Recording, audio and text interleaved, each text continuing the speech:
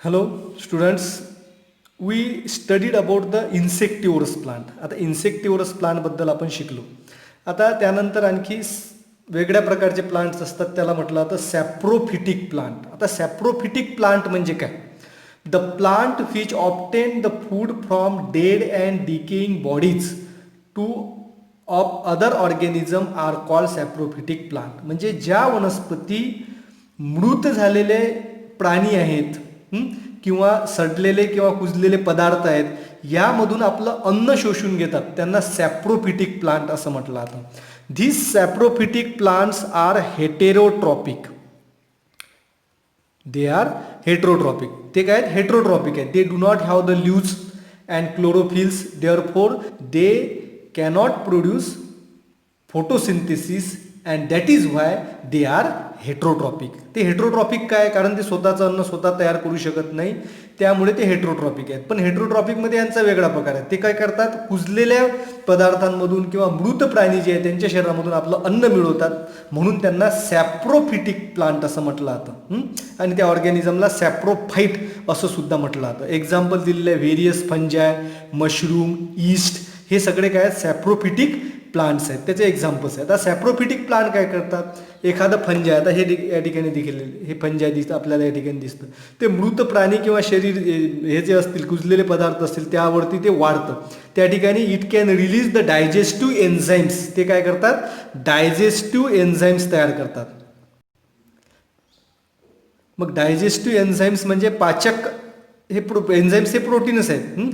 ते काय करतात? अन्नाला पचन करण्याचं काम करतात. मग हे डायजेस्टिव्ह एन्झाईम्स त्या मृत प्राण्याच्या शरीरावरती सोडतात आणि सोडल्यानंतर काय करतात? प्राण्याच्या शरीरामध्ये कार्बन कंपाऊंड्स असतात. कार्बन कंपाऊंड्स, ज्यामध्ये कार्बोहायड्रेट, प्रोटीन्स, फॅट्स, सगळे कार्बन कंपाऊंड्स आहेत. त्या कार्बन कंपाऊंड्स जे आहेत हे कॉम्प्लेक्स असतात. त्यांच्या शरीरामध्ये तसेच्या तसे ते ॲब्सॉर्ब केल्या जात नाही. मग ते काय करतात? They can break down the carbon compound with the help of this digestive enzyme. मग हे जे कार्बन कंपाऊंड्स आहेत, हे कार्बन कंपाऊंडचं डायजेस्टिव्ह एन्झाईमच्या मदतीने काय होतात? ब्रेकडाऊन केलं जातं. आणि ब्रेकडाऊन केल्यामुळे काय होतात? They converts into the simple substance and the resulting solution is form. त्या ठिकाणी मग काय तयार होतं? सिम्पल सोल्युशन तयार होतं. म्हणजे ते त्यांच्या शरीरामध्ये ॲब्सॉर्ब करू शकतील अशा स्वरूपामध्ये ते सिम्पल सोल्युशन तयार होतं. And this solution is then absorb by the fungi or these saprophytic plants and obtain their nutrients. आणि अशा प्रकारे मग त्या पदार्थांचं विघटन त्या ठिकाणी केलं जातं.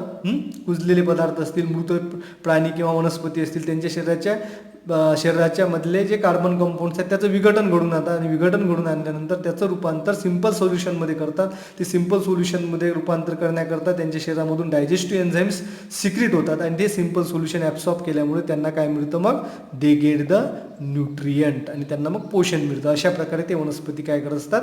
आपलं अन्न जे आहे ते मिळवत असतात. आता सॅप्रोफिटिक फंजाय किंवा फंगी हे जे आहे इम्पॉर्टंट सॅप्रोफाईट्स आहेत. आता काही फंजाय जे आहेत ते फंजाय काय करतात? आपलं अन्नाचं स्पॉइलिंग घडून आणतात. स्पॉइलिंग ऑफ फूड म्हणजे आपलं अन्न खराब होतं, नासतं. आणि त्यामध्ये महत्त्वाचा फंजाय असतो मोल्ड.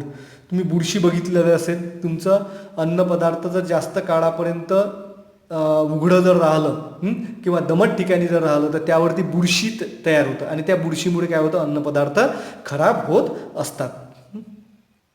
त्यानंतर काही फंजाय जे आहेत that can causes the disease causing fungi. Some फंजायला आपण फंगीसुद्धा म्हणतो. फॉर एक्झाम्पल, आता रिंगवर्म हा आजार तुम्ही बघितला असेल. रिंगवर्म, त्याला हिंदीमध्ये दातसुद्धा म्हटलं जाते. गोल चट्टा येतो मानेभोवती किंवा शरीराच्या वेगळ्या आणखी कुठल्या भागावरती. आणि हा सुद्धा कशामुळे होतो? रिंगवर्म हा फंजायमुळे होणारा आजार आहे. त्यानंतर जनावरांच्या पायांना सुद्धा एक आजार होतो, फूटवर्म्स ज्याला म्हटलं जातं. तो सुद्धा काय? या फंजायमुळे होणारा आजार आहे.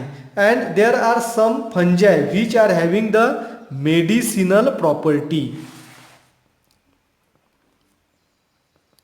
काही फंजाय जे आहेत त्यांच्यामध्ये मेडिसिनल प्रॉपर्टी आहेत. त्यानंतर काही मशरूम जे आहेत त्यामध्ये सुद्धा मेडिसिनल प्रॉपर्टीज ज्या आहेत त्या आपल्याला बघायला मिळतं. त्यानंतर पेनिसिलिन नावाचं औषध जे आहे त्याचं नाव तुम्ही ऐकलं असेल, ते सुद्धा पेनिसिलिन नावाच्या फंजापासून तयार केलं जातं. आणि सगळ्यात पहिलं अँटीबायोटिक्स आहे. मोस्ट ऑफ द अँटीबायोटिक्स हे नाव ऐकलं असेल. अँटीबायोटिक्स जे आहेत ते फंजापासून तयार केले जातात. आता some useful fungi as a food, काही फंजाय जे आहे त्याचा उपयोग फूड म्हणून सुद्धा केला जातो. मशरूम जे आहे हे मशरूमचा उपयोग आपण अन्न पदार्थामध्ये केला जातो. मशरूम डिशेस तुम्हाला हॉटेलमध्ये मिळतात आणि ते मशरूम खाल्ले जातात. सगळ्याच प्रकारचे मशरूम खाल्ल्या जात नाही. आपल्या बाहेर वातावरणामध्ये काही ठिकाणी मशरूम वाढताना दिसतात, ते खायचे नाही. These are not edible. मशरूमचे 2 प्रकार आहेत, एडिबल मशरूम आणि नॉन एडिबल मशरूम. काही मग एडिबल मशरूम जे आहेत ते are the rich source of iron and vitamin. तर मशरूममध्ये सगळ्यात जास्त काय असतं, आयर्न आणि व्हिटॅमिन्स आपल्या शरीराला मिळतात. आणि काही मशरूममध्ये मेडिसिनल व्हॅल्यूजसुद्धा असतात. त्यानंतर आणखी जो युजफुल फंजाय आहे त्यामध्ये ईस्टमध्ये आहे. ईस्ट तुम्ही नाव ऐकलं असेल, तर ईस्ट इज यूज्ड इन बेकरीमध्ये ईस्टचा उपयोग केला जातो. आणि बेकरीमध्ये ब्रेड बनवत असताना, पाव बनवत असताना ते जे त्याचं पीठ असतं ते मळवताना त्यामध्ये ईस्ट टाकले जातात. आणि ईस्ट टाकल्यानंतर काही वेळ त्याला त्यामध्ये भिजवून ठेवल्या जातात. आणि त्या भिजवून ठेवल्यामुळे त्या ब्रेडला काय मिळतं, एक विशिष्ट प्रकारची चव येतं. आणि त्याचबरोबर ती ब्रेड स्पॉन्जी आणि पफीसुद्धा होतं. And you have studied the uses of फंजाय. म्हणजे सॅप्रोफिटिक प्लांट जे आहेत त्यांचे सुद्धा आपल्याला उपयोग आहेत.